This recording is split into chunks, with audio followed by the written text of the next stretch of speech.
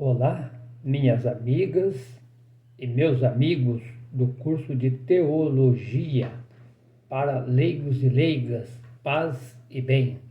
Estamos aqui no curso de Teologia e nós já estamos encerrando então esse bloco. Tem só mais um encontro fora esse sobre a teologia sistemática. E nós estamos conversando aqui nesse nosso trabalho sobre missão, que o termo é chamado missiologia.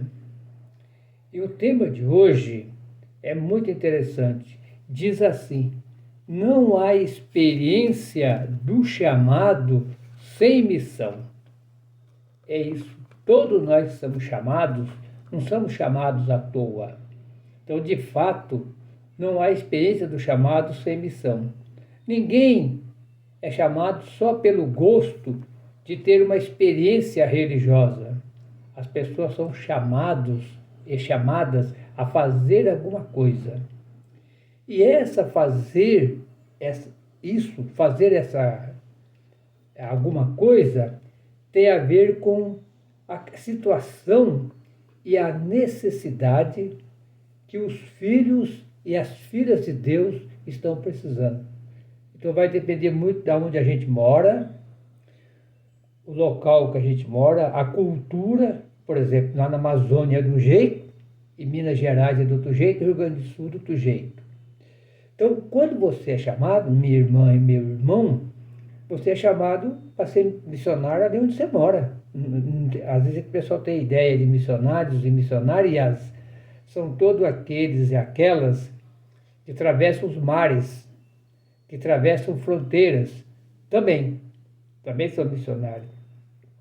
Mas aqui, o missionário pode ser dentro da sua casa, a missionária dentro da sua casa, aonde você está, na rua, no mercado, na escola, no trabalho, na igreja, você é um missionário e você é uma missionária.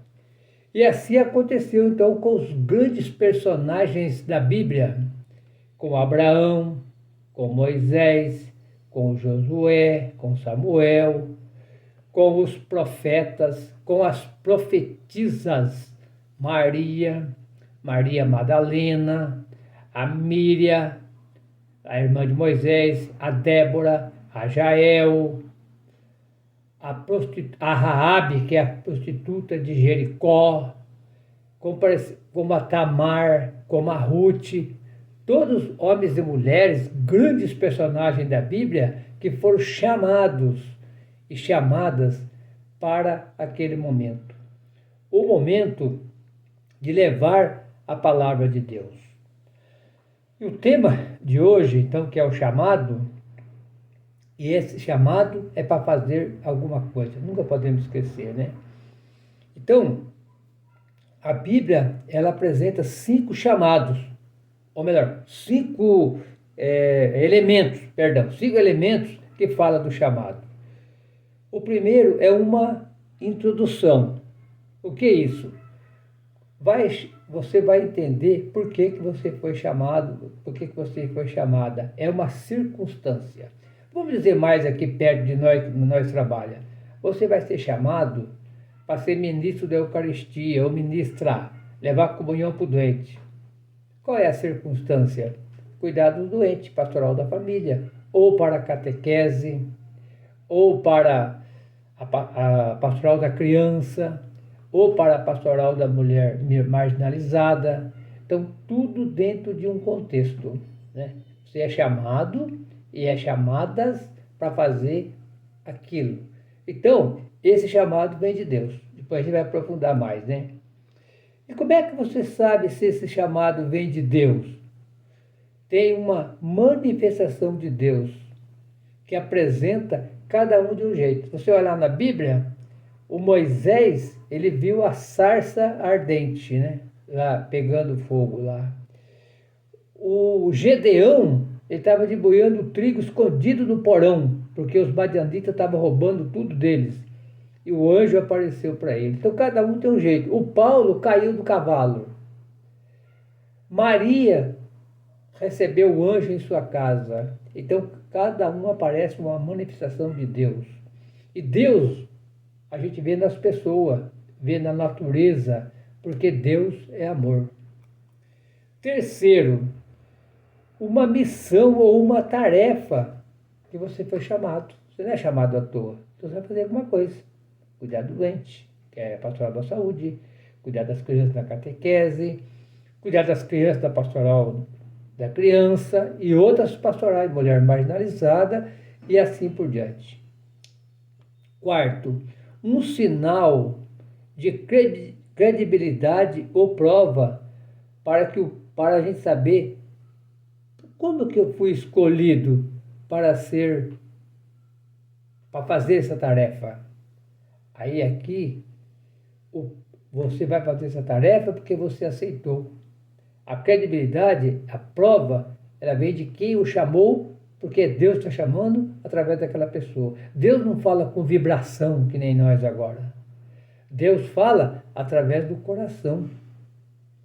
É verdade? Diz a carta aos Hebreus, você não vê, você não toca, mas você sente Deus, né? Quinto, uma conclusão que confirma a missão, que essa missão vem de Deus. Então é bastante, a gente vai aprender depois os 3 momentos, né, dessa grande chamada de Deus que vem com a gente. Então, nós vamos ver no tema de hoje a missão do evangelizador e da evangelizadora. Por que ele foi chamado? Por que ela foi chamada? Então, num clima de leitura orante, né? O que é a leitura orante para quem aprender, né? A leitura orante é a leitura da Bíblia que Jesus fazia. É só vocês olhar lá o Mateus, Evangelho segundo Mateus, capítulo 5. E a Bíblia toda do Novo Testamento, Antigo também. Leitura orante significa a leitura da Bíblia ligado com a vida. E a vida ligado com a Bíblia. Então é um conjunto, né? Quer dizer, a Bíblia está dentro de mim, está no meu coração. E eu levo essa palavra de Deus a partir da minha vida. Isso é missão. Então, nós vamos olhar aqui o texto de Marcos, que é o capítulo 1, do 16 até o 45, que vai falar do início da missão de Jesus. E segundo a boa notícia do reino de Deus, conforme São Marcos, é liberdade total. Mas o que é a palavra liberdade? É bom a gente aprofundar também, né? Um pouquinho. A palavra liberdade é: eu vim libertar os presos, eu vim trazer a boa notícia aos pobres, eu vim recuperar a vista dos cegos, vim curar os corações feridos e vim recuperar o ano da graça do Senhor. Lucas 4, de 18 e 19. Liberdade total para o pobre sair da pobreza, liberdade para ir na igreja, liberdade para trabalhar na pastoral, liberdade para fazer o bem, porque ninguém quer que nós faça o bem. Então, liberdade para... É bom a gente aprender bem isso aí. Liberdade para. Tem liberdade, tem libertinagem, é outra coisa. Liberdade para. Quando você casou, meu irmão, minha irmã, você deixou seu pai e sua mãe, mas você não abandonou. Você deixou seu pai e sua mãe para cuidar da sua esposa. E a sua esposa deixou o pai e a mãe para cuidar do marido. A mãe deixa toda a sua vida dedicada para os filhos. Isso é liberdade, pessoal. É liberdade total, que chama aqui. Então, o Evangelho segundo Marcos, ele começa aqui tem 7 itens, nós temos pouco tempo aqui, né? A gente vai falando de pouco a pouco, né? Esse assunto. Então, o capítulo 1, do 16 a 20, Jesus chama Simão e André. E depois Tiago e João, filhos de Zebedeus. O Simão é Pedro, e o André, e o Tiago e o João deixaram tudo o que eles estavam fazendo para a liberdade, né? para seguir o reino de Deus. O Tiago e o João, filho de Zebedeu, pode ler lá o texto, diz que deixaram o pai no barco com os empregados. Então não era pobre, tinha empregado. Eles deixaram tudo para seguir Jesus. Então, deixar tudo hoje, para no nosso dia de hoje, significa você dedicar 1 hora, 2 horas por semana para um trabalho pastoral. Deixou aquelas 2, 3, 4 horas, a gente faz muito mais, né? Para esse trabalho pastoral. O 2, Jesus falava como tem autoridade, né? Não como os doutores da lei. Então aqui, pessoal, faz parte da missão aqui você contribuir para que o povo tenha consciência crítica. Não fica só ouvindo os políticos, ouvindo só o padre, ouvindo só o Afonso, os teólogos, mas que o pessoal saiba pensar. O 3, 23 a 28. Jesus curou a sogra de São Pedro. Chegou lá, pegou ela pela mão, levantou, né? E abençoou, ela começou a servir. Então, combater o mal, né? Significa, faz parte da missão combater o mal, que aliena, que cura, que faz a pessoa se levantar e lá cuidar das pessoas, né? E depois, pessoal, no versículo 35, Jesus rezando. Então faz parte da missão do missionário e da missionária rezar. Rezar é muito importante para a saúde, rezar para a gente e para todo mundo. Depois, o 36 ou 39, Jesus saiu de madrugada e foi rezar no lugar deserto. E os discípulos todos procurando, correndo atrás de Jesus. Quando Jesus o encontrar, diz: Jesus, está todo mundo procurando o Senhor. Ele diz assim para eles assim, ó: vão para o outro lugar deserto. Faz parte da missão também, né, através da oração, você partir para outros lugares. Você não ficar só na sua casa. Você evangeliza na sua casa, evangeliza na comunidade, mas também em outros lugares, né? E depois, para encerrar, que a gente está fazendo rapidinho por causa do nosso tempo, né? Depois você lê em casa esses 7 itens, né? Liberdade total, segundo São Marcos, é o 40 a 45. Tudo que estou falando é o capítulo 1 do Evangelho segundo Marcos, né? Reintegrar os marginalizados na convivência. Aqui um leproso chegou, se colocou na frente de Jesus de longe e diz: se tu queres, tu pode me purificar.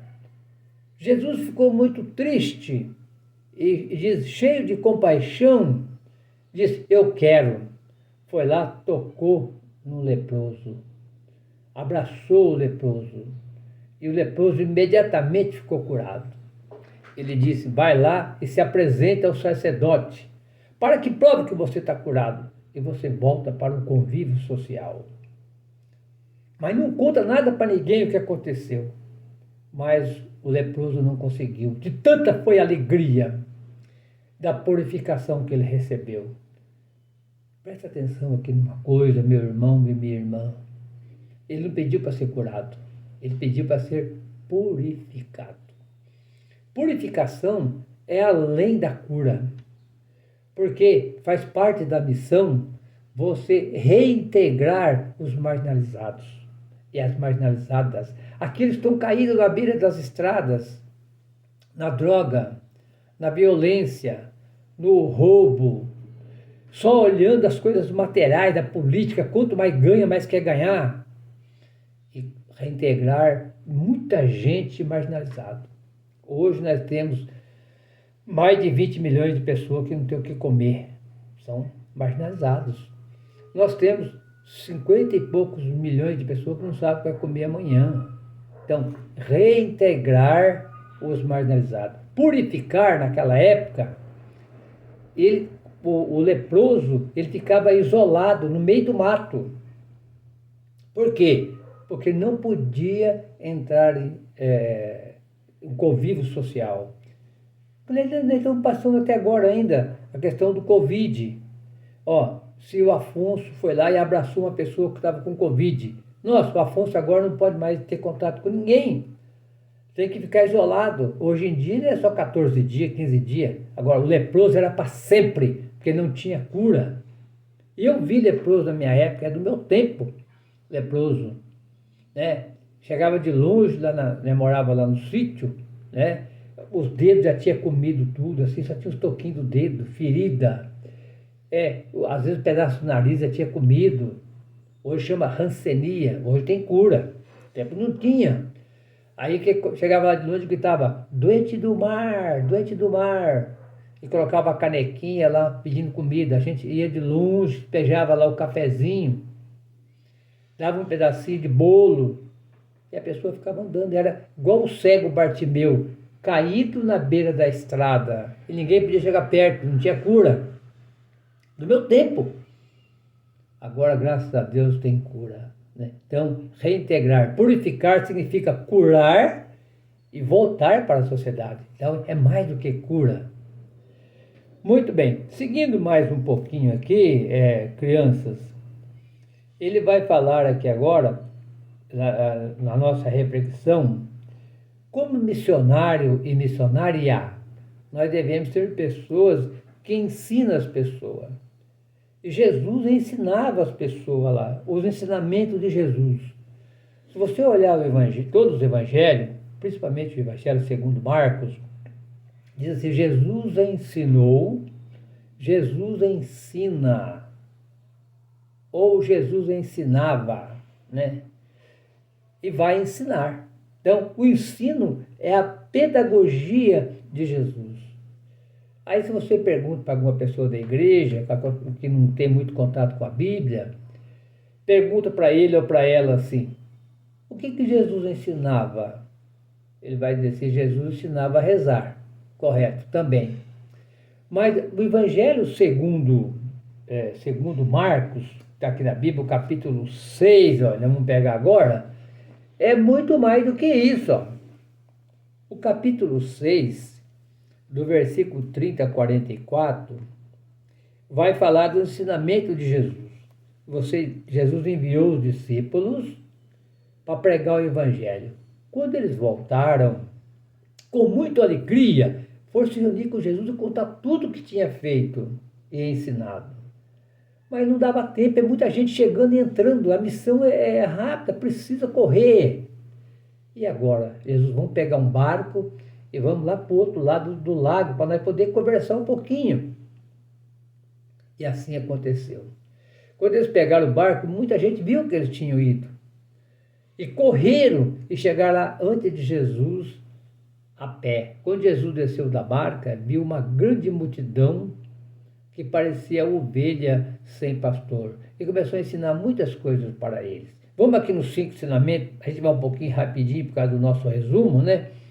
Mas olha, o versículo aqui que vai 37, vai dizer, os discípulos falam, Jesus, manda esse povo embora.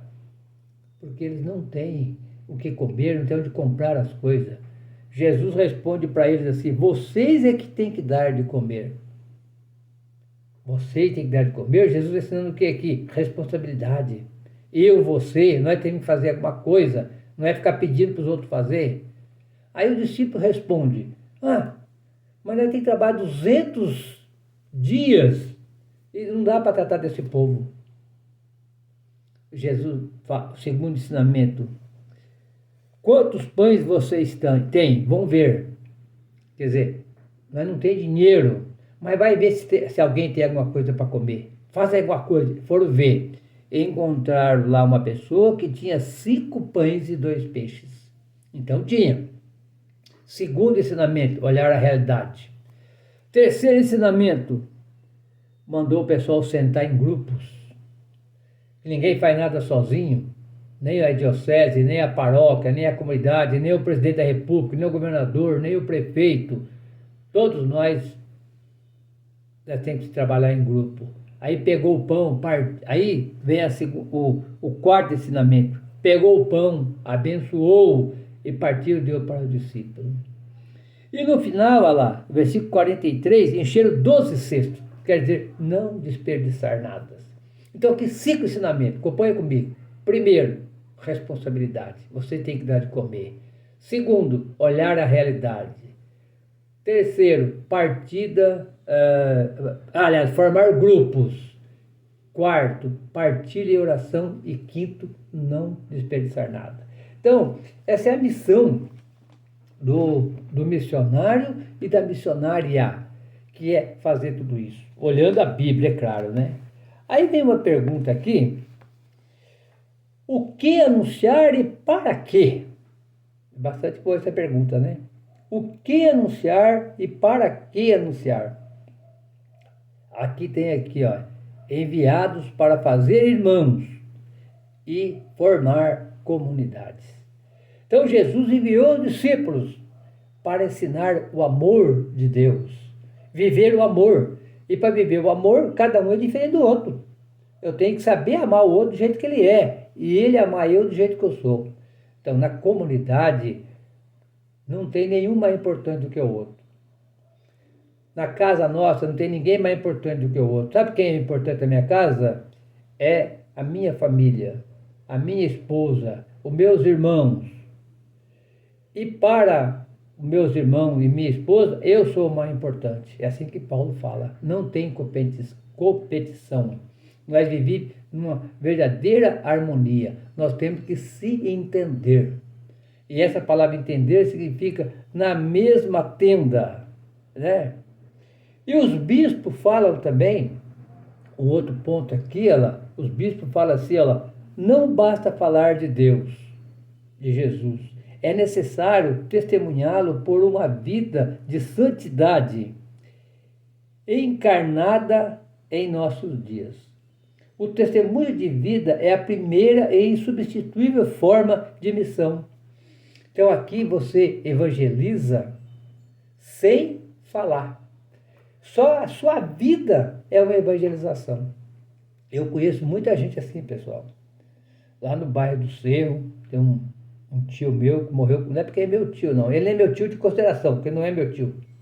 É mais do que meu tio, mais do que meu pai e minha mãe. Ele morreu com 96 anos. Ele participava direto da igreja. Ele não falava nada.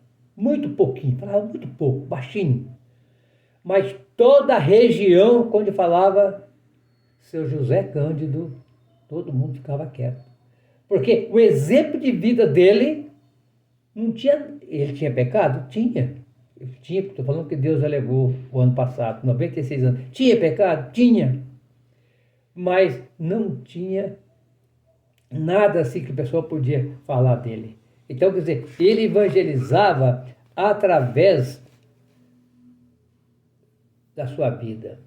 E para nós encerrando já o nosso curso aqui, a ação, como anunciar o Evangelho?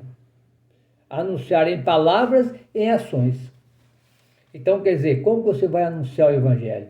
Você vai anunciar o Evangelho em ações e palavras também, né? Faz parte da missão aqui, anunciar uma mudança de vida. Assim como o Pai me enviou, eu envio vocês. Então, a grande importância de você caminhar para o reino de Deus e para você ir levando esse caminho em orações, em vida, em ações. Aí fica para vocês ler então o Marcos, né? Capítulo 6, versículo de 30 a 34, rapidamente que eu fiz a reflexão aqui, para vocês entenderem. Então já estamos chegando ao fim, né? Porque não vamos atrasar muito, porque é um vídeo resumo, esperando que vocês entendam um pouquinho melhor tudo isso aí, né? E que o Senhor nos abençoe todos nós nessa caminhada da missão. Ser missionário é uma grande alegria. Ser missionário são aqueles e aquelas que são apaixonadas pelo reino de Deus e levam essa palavra de Deus para frente. Amém.